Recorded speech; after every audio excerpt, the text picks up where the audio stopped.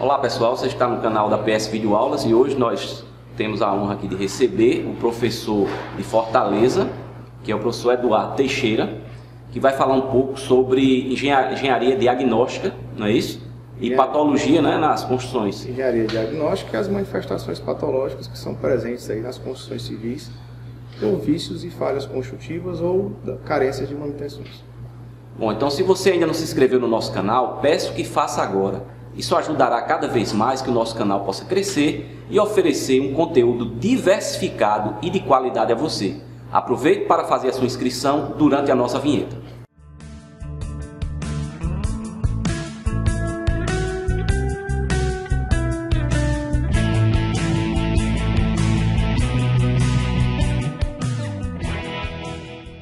Bom, professor Eduardo, eu gostaria que você desse assim, uma explanação breve sobre o assunto, a gente desse uma contextualização, para que a gente entrasse assim mais a fundo em algumas partes que você acha mais importante destacar.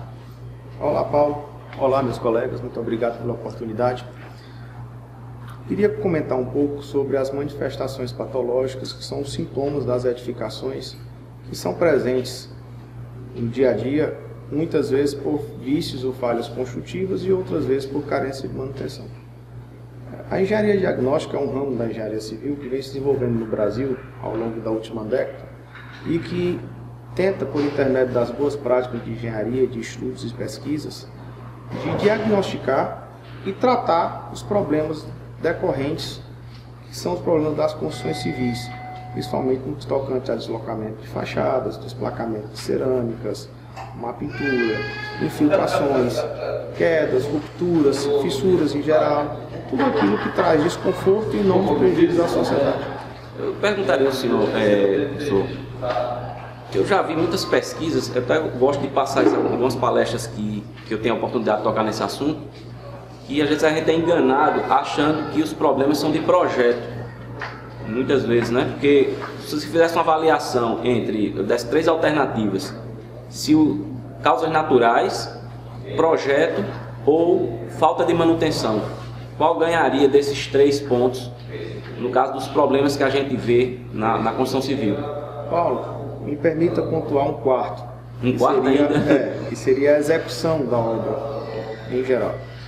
É evidente que se você não tem uma manutenção adequada, aquilo terá um desgaste precoce. É porque tem muita gente que leva a crer que seria projeto, mas não é.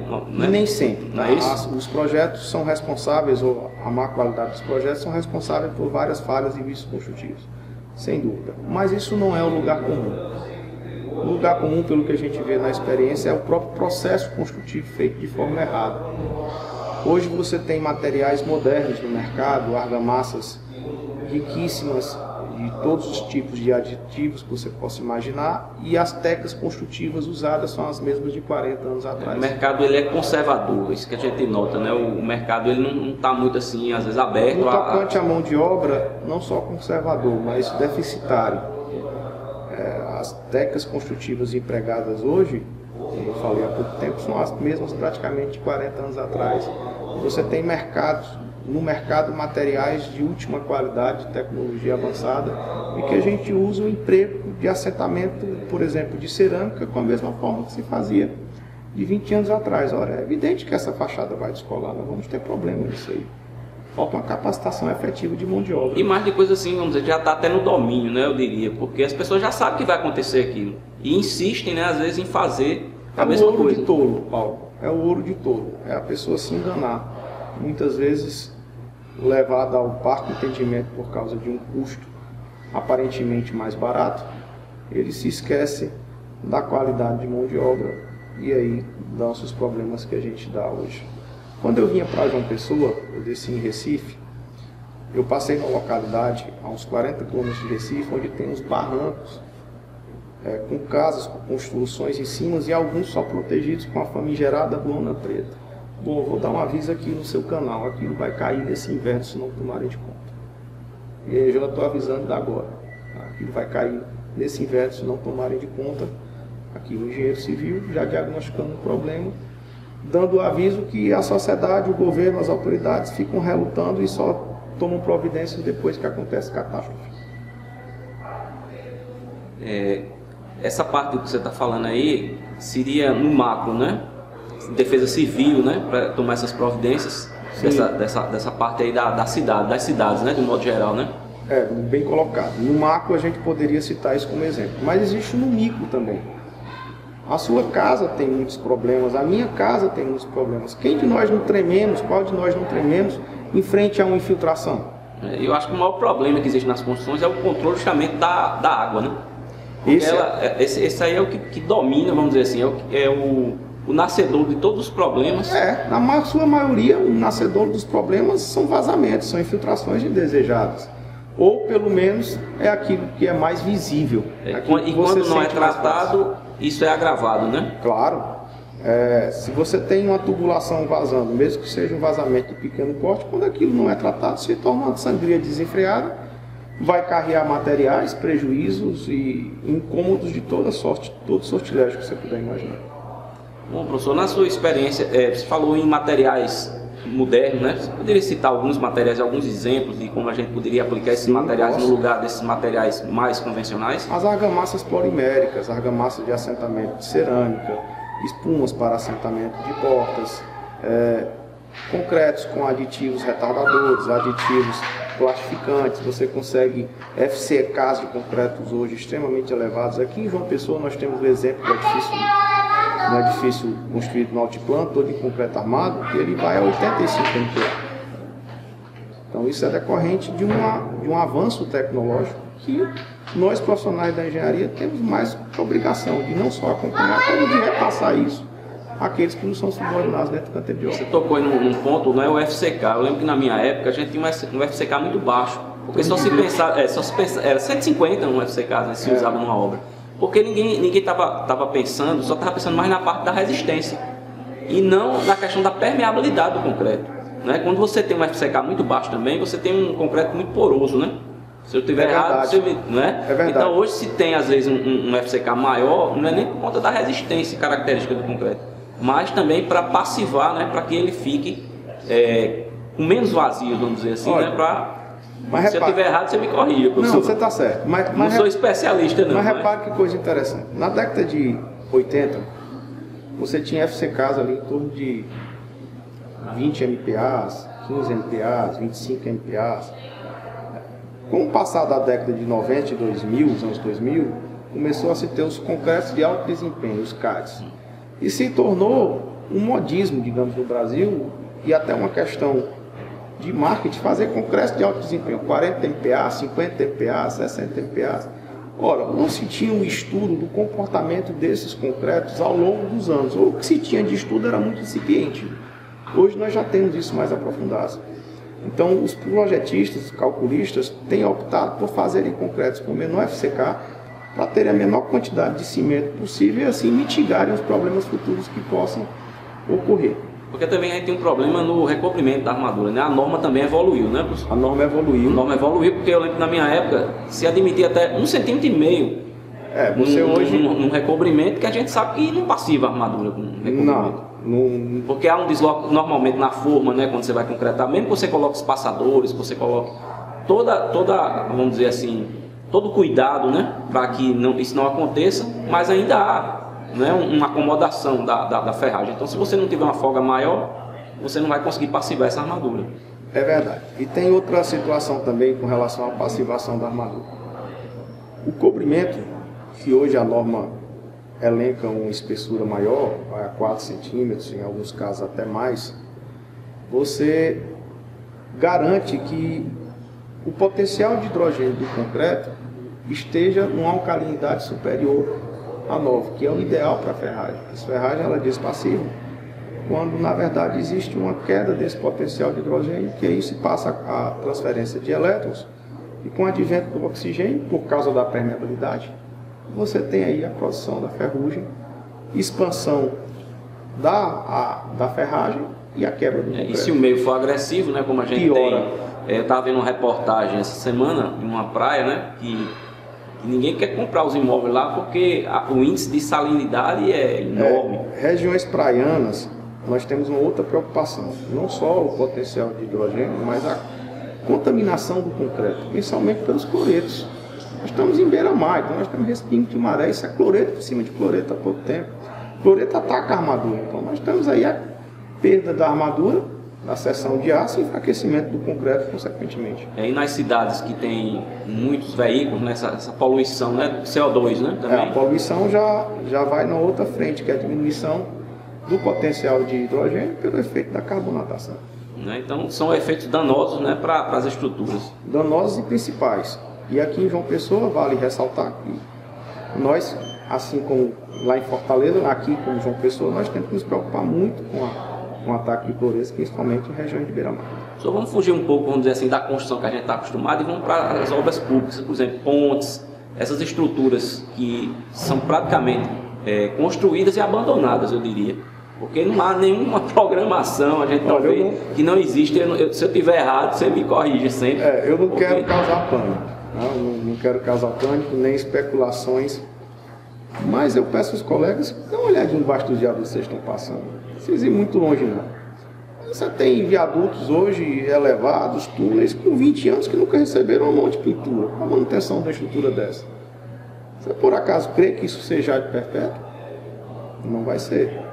Então o poder público tem uma responsabilidade gigantesca de manter a sua estrutura. E hoje a gente vê as propagandas, vê as obras acontecendo e a publicidade em cima da implantação e não mais em cima da manutenção. Vamos ver como é que isso vai estar daqui a 20 anos. A gente corre o risco de colapso das cidades por quebra de funcionalidade de suas grandes estruturas, por carência ou ausência de manutenção. E o que é que você aconselharia? Será que não seria o caso de ter alguma obrigação, né, para que o governo ele tivesse que fazer essa manutenção preventiva? É aí onde entra a grande contribuição da engenharia diagnóstica.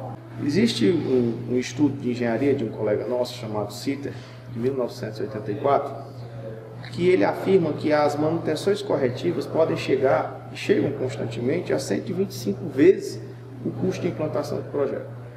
Olha o gradiente de correlação, são 125 vezes os valores unitários. Quando eu vi isso a primeira vez, eu me assustei. Confesso que fui um pouco descrente do estudo do nosso colega. Mas, felizmente ou infelizmente, pude constatar isso na prática. Realmente, os custos de intervenção com manutenções corretivas são muito mais caros do que aqueles com manutenções preventivas ou programadas. É porque quando a gente às vezes fala um número, as pessoas às vezes se assustam, é por causa da água também. Quando a gente diz que as companhias de abastecimento têm uma perda de 40%, o pessoal fica, mas como 40%? Como, né? Não se imagina. Porque existem as fugas, né, que são os vazamentos, mas também tem o quê? A não cobrança daquilo que é vendido também. Então eles não têm um controle, né, sobre o que vende também. Então, hidrômetros antigos, que não medem mais direito, que é o seguinte, se o consumidor, se ele estiver pagando a mais, ele reclama, mas se ele estiver pagando a menos, ele não vai reclamar, com certeza, né? E quando a pessoa paga por ar? Então, quando você junta tudo isso, realmente o índice de perda é muito grande. Principalmente em cidades onde o solo é permeável, porque o vazamento ele não aflora.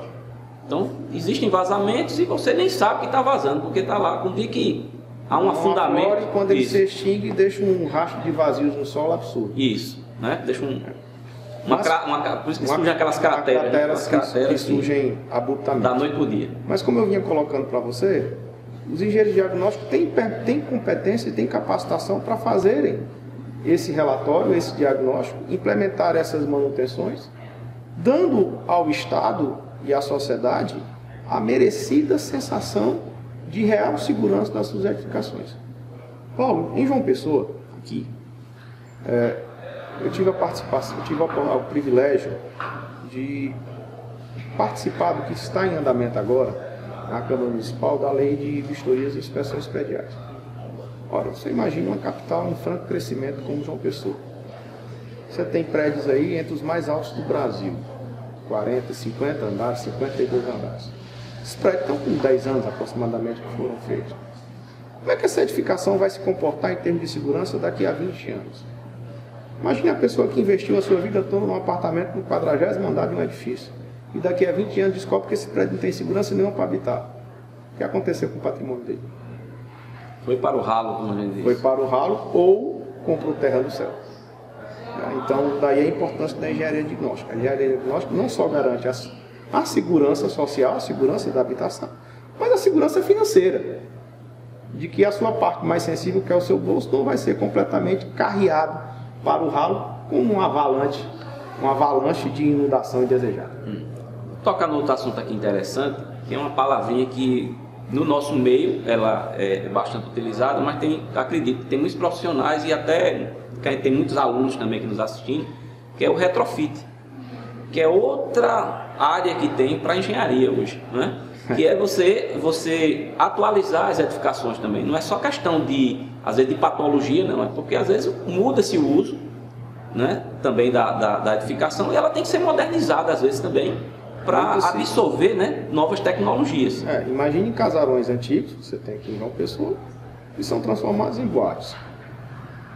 E tem a questão também do patrimônio histórico, né? Também nem tudo se pode ser modificado. Mas com relação ao patrimônio histórico, você tem até uma legislação bem rígida. O IFAM está aí, os auxiliando, sempre que é solicitado, na manutenção do patrimônio histórico, prestando um grande serviço social. E eu, como engenheiro civil, me preocupo mais com a segurança, naturalmente, do que com a restauração histórica.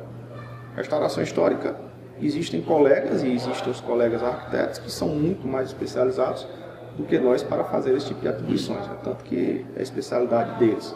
Mas nós temos a obrigação de assegurar a solidez dessa edificação. Então eu tenho shopping sendo reformado, galpão sendo reformado, casarões sendo reformados, museus abrindo e fechando as portas, se modificando, casa de shows, teatros. Eu não vou longe, vamos para as igrejas.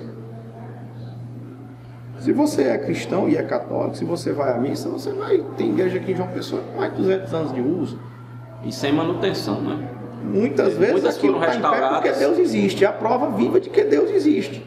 E você tem um público de milhares, algumas igrejas com mais de milhares de pessoas por dia, correndo um sério risco de desabamento, que na verdade a gente detecta quando não vê alguma coisa que faz um reparo pontual. E vai se tocando a vida, só que a vida não se pode se tocar de reparos. Chega um momento que os reparos não vão resolver. Com certeza. Bom, eu gostaria que você passasse um recado aí. O que é que você aconselharia para a engenharia, eu estou dizendo, para a gente, não vou dizer resolver, mas pelo menos mitigar esses problemas que a gente vê aí mais corriqueiramente? O que eu passo para os meus colegas, eu acho que o grande ensinamento de vida que a gente tem, não só na engenharia, mas em qualquer profissão. Se capacitem. Procurem cursos, procurem especializações, procurem colegas com especializações, procurem colegas especialistas e deem o seu melhor. A sociedade agradece. Pois é, também eu digo, sempre é bom as boas práticas, né, professor? As boas práticas. Boas práticas. Às vezes eu falo para o pessoal, olha, a norma é o que vai te dizer o mínimo, às vezes. Então, se você puder ir um pouco além, vá. Não se tome norma por teto, tome norma por piso. Por piso, Então, e às vezes a pessoa não quer fazer nem o que está lá na norma, então fica complicado, né? Então, a gente deve obedecer às normas acima de tudo, né? Eu sempre digo que as normas são para o engenheiro, assim como as leis são para os advogados. Verdade. Né? Então, se a gente tiver esse mix de boas práticas com obedecimento às normas, eu acredito que a gente seria um caminho para a gente sair um pouco dos problemas que a gente enfrenta, porque a maioria, professor, pode ficar certo, se eu estiver errado você me corrija, que são frutos justamente, você falou aí no início, né, que são de execução. Às vezes não é nem questão do material ser ruim, nada, é questão que na execução há uma falha, e essa falha ela termina se traduzindo em grandes problemas, não é isso? Eu não posso falar pelas outras profissões, mas na engenharia civil, o homem ainda é o grande diferencial. Para o bem e para o mal, né? O bem e para o mal, infelizmente também para o mal. Pois tá bom, pessoal, espero que vocês tenham aproveitado as dicas que foram passadas, os assuntos que apareceram naturalmente aqui durante a nossa conversa. Deixar aqui meu agradecimento ao professor Eduardo. E como eu sempre faço no final dos vídeos, como é, professor? Até a próxima. Até as próximas. Até as próximas. Muito obrigado, Paulo, pela oportunidade. Obrigado também. Até mais, colegas. Tchau.